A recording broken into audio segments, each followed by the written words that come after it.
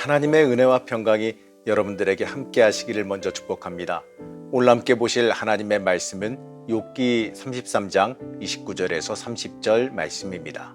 실로 하나님이 사람에게 이 모든 일을 제삼 행하심은 그들의 영혼을 구덩이에서 이끌어 생명의 빛을 그들에게 비추려 하심이니라. 오늘도 매일 말씀 묵상과 함께하는 우리 성도님들을 축복합니다. 지금까지 욥과 세 친구가 논쟁을 벌여왔습니다. 이 욥은 무죄를 맹세하면서 모든 발언을 마칩니다. 자신의 자신을 죄인으로만 몰아가는 그 세 친구와 더 이상 이야기할 것이 없다라는 것이지요. 이제 욥은 마지막으로 하나님께 말씀드리고 하나님의 해답을 구합니다.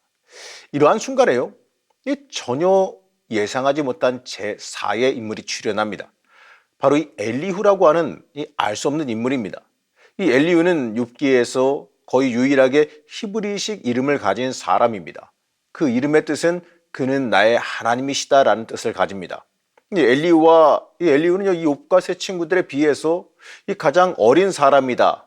바로 이러한 사실 하나만 알 수 있을 뿐이에요. 그 어떠한 정보도 주어지지 않습니다.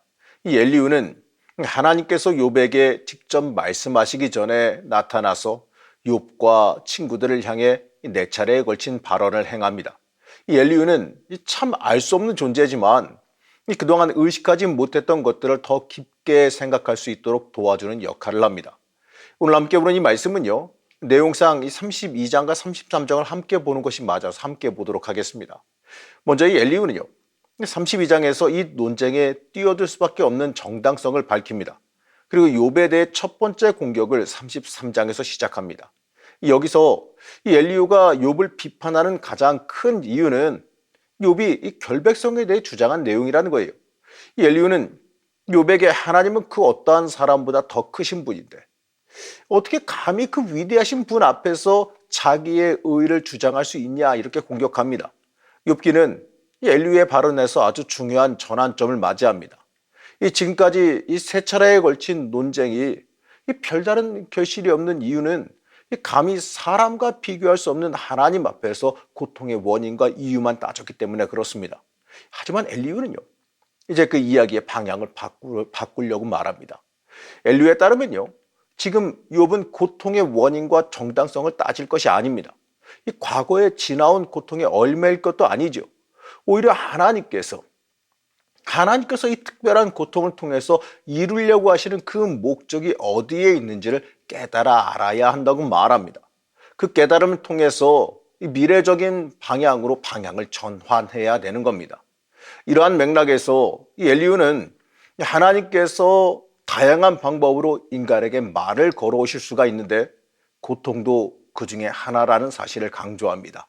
하나님께서 때때로 질병과 이 질병의 회복을 통해서 하나님의 섭리를 깨닫게 하십니다. 예수님 시대에 이 수많은 병자들이 그 질병 때문에 예수님을 만나고 영혼과 육신이 구원을 받았습니다. 히스기야 왕도 이 죽을 병에 걸렸다가 이 결사적으로 기도해서 회복됐습니다.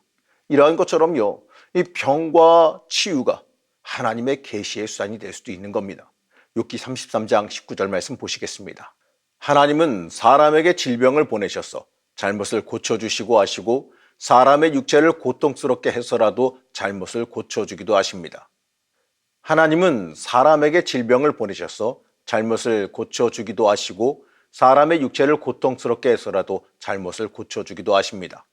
그 다음에 엘리후가 말하길 기도를 통해서 병이 낫는다고 말하지요. 욥기 33장 26절에서 28절 말씀입니다. 그가 하나님께 기도를 드리면 하나님은 그에게 응답해 주실 것입니다. 그는 기쁨으로 하나님을 섬기고 하나님은 그를 다시 정상적으로 회복시켜 주실 것입니다. 그는 사람들 앞에서 고백할 것입니다. 나는 죄를 지어서 옳은 일을 그르쳤으나 하나님이 나를 용서하여 주셨습니다. 하나님이 나를 무덤에 내려가지 않게 구원해 주셨기에 이렇게 살아서 빛을 즐기게 되었습니다 하고 말할 것입니다. 기도에서 병고침 받은 사람들이 흔하게 하는 말이 여기에 고스란히 다 들어있습니다. 이 엘리후가 여기서 아주 중요하게 강조하는 것은요, 이 질병에서 회복하는 것이 다 하나님이 하시는 일인데 이 똑같은 사람에게 두 번, 세 번 이런 일을 되풀이 하신다. 바로 이겁니다. 이 모두가 하나님이 하시는 일입니다. 하나님은 사람에게 2번, 3번 이렇게 되풀이하시는 것은 바로 이 질병 속에 하나님이 개입하신다는 것을 확실하게 깨닫게 하시려는 뜻이 들어있다는 겁니다. 그러므로 2번, 3번, 즉 충분히 깨달을 수 있을 만큼 하나님의 은혜로 인해 이 질병에서부터 건짐을 받았는데 이것이 하나님이 하신 일임을 깨닫지 못한다면 어떻게 될까요? 이 안타깝지만 구제불능이겠지요. 이제 엘리야의 요점은 간단합니다. 하나님은 우리의 질병이나 고통을 통해 우리에게 말을 건네오시는 분입니다. 이유 없이 그렇게 하시진 않아요. 질병과 고통은 우리가 이 정신을 똑바로 차리라고 하나님께 돌아와 하나님의 뜻을 준행하도록 이끄시는 좋은 방법이기도 합니다. 이러한 각도에서 보게 된다면 욥이 지금 당하는 고통은 결코 불행만이 아니라 하나님의 음성에 귀 기울여 더욱더 더 환한 생명의 빛을 보게 하시려는 하나님의 섭리일 수도 있습니다. 사랑하는 성도 여러분, 오늘 엘리후가 하는 말은 우리의 관점을 변화시켜 줍니다. 하나님은 이 좋은 일을 통해서만 역사하시는 것이 아니라 나쁜 일을 통해서도 우리에게 계시하고 계십니다. 이 다양한 방법으로 하나님은 우리와 교통하고 소통하기를 원하십니다.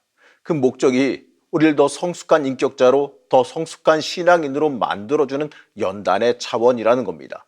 사실 이 고통을 받지 않았을 때는 하나님의 음성에 귀를 기울일 수가 없었는데 의외로 고통 때문에 하나님의 뜻을 깨닫는 경우가 있는 것을 고백하게 됩니다. 이것을 우리는 창조적 고통 또는 건설적 고통이라고 부를 수 있는데 이사야 선지자가 고난받는 종의 개념을 통해서 이 고난이 죄의 결과로서가 아니라 이스라엘 민족을 연단시키기 위한 방법으로서 해석하고 있습니다. 그렇습니다. 고난의 뜻이 있습니다. 이 고통에만 집착해서 왜 이런 일이 일어났는지 그 원인만 캐고 앉아있을 것이 아니라 이 고통을 통해서 이루려고 하시는 하나님의 뜻이 무엇인지를 볼 수 있어야 됩니다. 하나님은 우리를 사랑하십니다. 그렇기 때문에 우리를 인도하시는 그 발걸음은 항상 우리를 결과적으로 좋은 곳으로 인도하시는 발걸음입니다. 다만 우리를 만들어 가실 때 그 과정이 고난스러울 수도 있습니다. 그럴 때일수록 우리는 하나님께서 우리를 인도해 가시는 그 음성을 듣기 위해 힘써야 됩니다. 그리고 이 고난이라고 하는 그 현실에 주저앉고 망가질 것이 아니라 그 현실 뒤에 기다리는 하나님의 손길과 하나님의 뜻을 바라보고 하나님이 인도해 가시려고 하는 그 최종의 그 복된 길을 향해서 매일매일 달려갈 수 있어야 됩니다.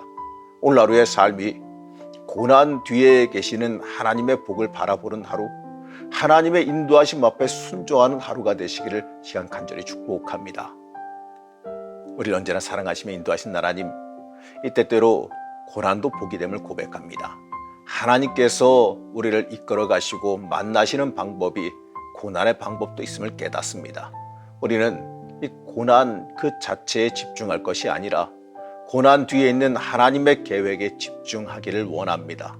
고난을 통해 역사하시는 하나님의 섭리를 발견하고 하나님 앞에 온전히 순종하길 원합니다. 고난이 오히려 하나님 깊게 만나는 통로가 되게 허락하여 주옵시고 영적으로 더 크게 성장하는 기회가 되게 하여 주시옵소서. 오늘 하루를 살아가면서 하나님의 은혜와 역사를 체험하게 하시길 원하오며 거룩하신 예수님의 이름으로 간절히 기도드렸습니다. 아멘.